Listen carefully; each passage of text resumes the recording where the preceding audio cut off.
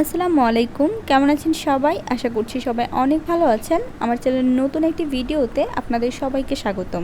চলে এলাম একটা নতুন ভিডিও নিয়ে। আর আজকে আপনাদের সাথে হ্যান্ড এমব্রয়ডারি একটা ডিজাইন শেয়ার করব। তো এই ডিজাইনটি আপনারা চাইলে খুব সহজে পিলো কাভার অথবা কুশন কাভারে করে নিতে পারেন, অথবা যারা এমব্রয়ডারি রুমাল ব্যবহার করতে পছন্দ করেন তারা কিন্তু এই ডিজাইনটি অবশ্যই একবার ট্রাই করে দেখবেন। এই ডিজাইনটি কিভাবে আমি কাপড়ে ছাপ তুলেছি, যাদের হাতের কাছে কার্বন পেপার থাকে না, বা যদি কখনো হাতের কাছে কার্বন পেপার না থাকে আর আপনার ডিজাইন কাপড়ে ছাপ তোলার প্রয়োজন পড়ে, তাহলে কিভাবে আপনারা সেই কার্বন পেপার ছাড়া ডিজাইনটি কাপড়ে তুলে নেবেন তার একটা ভিডিও কিন্তু আমি গতকাল আপলোড করে দিয়েছি। তো আমি চেষ্টা করব ভিডিওটার লিঙ্ক ডেসক্রিপশন বক্সে দিয়ে দেওয়ার। আপনারা যারা দেখতে চান তারা কিন্তু চাইলে গিয়ে দেখে আসতে পারেন। দেখুন, আমি এখানে কাঁচা হলুদ কালার সুতা দিয়ে একদম আমার যে ডিজাইনটি আছে ডিজাইনের মাঝের অংশটাতে সেলাই বসিয়ে দিচ্ছি। তো আপনারা যে কালার ভেরিয়েন্ট আছে এটা আপনারা আপনাদের পছন্দ মতো দিতে পারেন। তো আমি আমার পছন্দ মতো কালার ভেরিয়েন্টটা করছি। তো সাধারণত এমব্রয়ডারি কিন্তু যে কোনো একটা সাইড থেকে শুরু হয়। আমি এখান থেকে এমব্রয়ডারিটা শুরু করেছি একদম মিডল থেকে, কেননা এটা মিডল থেকে করলেই পুরো কাজের ফিনিশিংটা ভালো আসে। তো তার জন্য আমি এইভাবে করে নিচ্ছি। আর এটা ডিজাইনটাও দেখতে পাচ্ছেন, এটা কিন্তু বেশ ইউনিক একটা ডিজাইন। তবে আপনারা যদি এই মাঝের অংশটা ফাঁকা রাখতে চান সেটাও কিন্তু রাখতে পারেন, তবে আমি সম্পূর্ণ অংশটাই ভরাট করে দিচ্ছি। তো এই পর্যায়ে আমি এখন আমাদের রাউন্ডে যেই ছোট্ট ফাঁকা অংশটা আছে এখানে একটা সেলাই বসিয়ে দিব। তো আমি একই কালার সুতা দিয়ে, অর্থাৎ কাঁচা হলুদ কালার সুতা দিয়ে এই লাইনটাও করছি। এটা হচ্ছে মিডল পয়েন্টটা।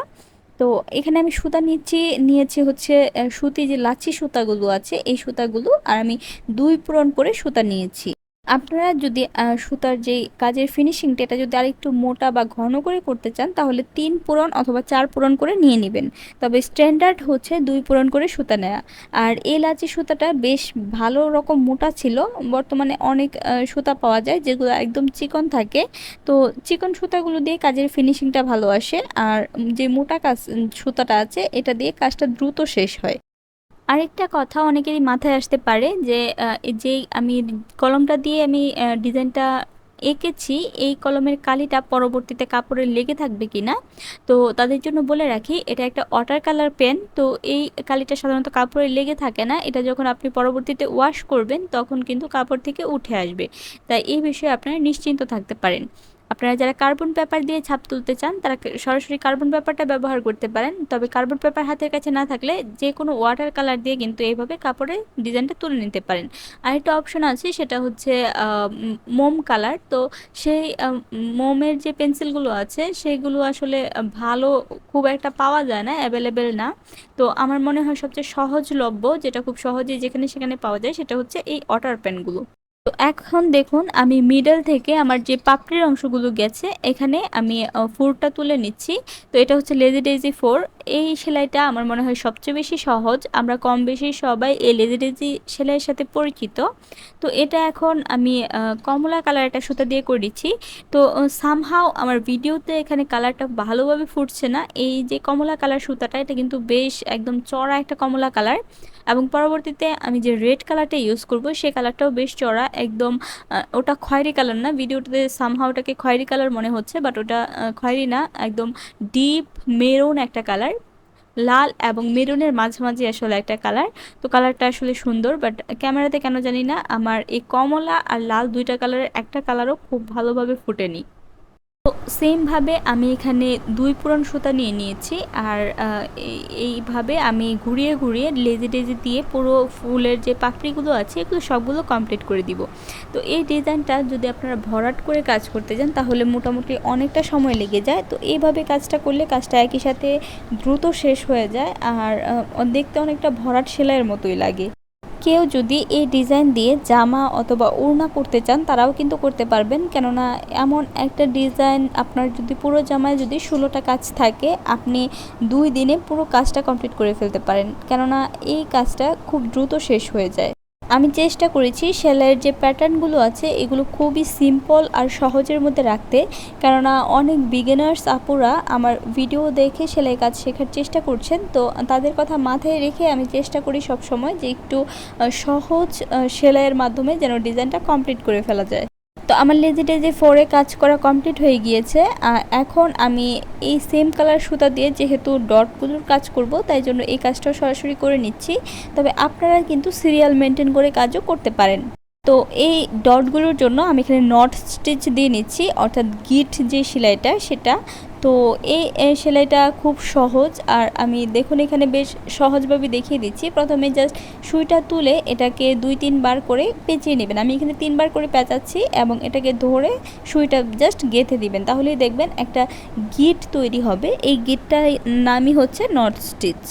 এ পর্যায়ে বলে রাখি, আজকে যারা আমার চ্যানেলে নতুন, আমার ভিডিও যারা আজকে ফার্স্ট টাইম দেখছেন, তাদেরকে জানাই আমার চ্যানেলে সাধারণত গার্লস হ্যান্ডিক্রাফটের বিষয়ে ভিডিও মেক করা হয়। তো যদি আমার কাজগুলো ভিডিওগুলো আপনাদের ভালো লাগে, তাহলে প্লিজ চ্যানেলটিকে সাবস্ক্রাইব করে পাশে থাকা বেল আইকনটিতে ক্লিক করে রাখবেন আমার রেগুলার আপডেটগুলো পাওয়ার জন্য।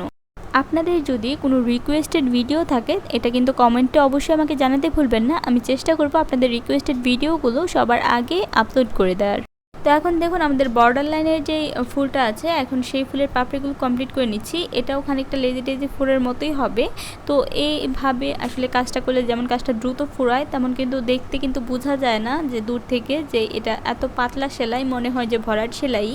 তো এইভাবে যারা একটু অলস আছেন, ফাঁকিবাজি করতে পছন্দ করেন, পাশাপাশি কাজ দ্রুত কমপ্লিট করা চাই, তারা কিন্তু এই সেলাইগুলো মাস্ট ট্রাই করবেন। এই সেলাইটা থেকে একটা জিনিস যেটা হয়, এই মানে কাজের সাইডে একটা বর্ডার লাইন ক্রিয়েট হয়। আমার মনে হয় এটার সবচেয়ে ভালো দিক হচ্ছে এটা, এই বর্ডার লাইনটা কিন্তু দেখতে বেশ সুন্দর লাগে। তো এইভাবে ঘুরিয়ে ঘুরিয়ে আমি পুরো ফুলটা কমপ্লিট করে নিব। আর ফুলটা কমপ্লিট হয়ে গেলে আমাদের বাকি থাকবে ডাল এবং যে কলির অংশটা আছে সেই কলির অংশগুলো।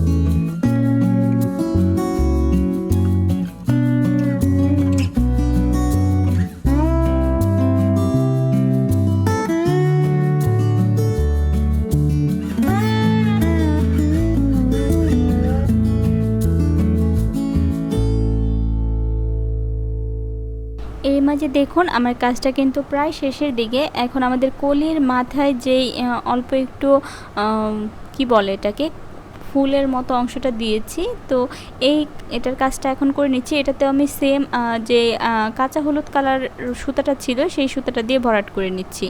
তো এখানে আপনারা কালার কম্বিনেশনটা আপনাদের পছন্দ মতো রাখতে পারেন। আমি আমার পছন্দ মতো কালার কম্বিনেশনে কাজটা করেছি। তো ভিডিওটি কেমন লাগলো, টিউটোরিয়ালটি আপনাদের ভালো লেগেছে কিনা তা কিন্তু অবশ্যই আমাকে কমেন্টে জানাতে ভুলবেন না। যদি ভালো লাগে তাহলে প্লিজ ভিডিওটি বেশি বেশি করে শেয়ার করে দিবেন। তো আজ এই পর্যন্তই। সবাই ভালো থাকবেন, আমার জন্য দোয়া করবেন আর নিজেদের যত্ন নেবেন। আল্লাহ হাফেজ।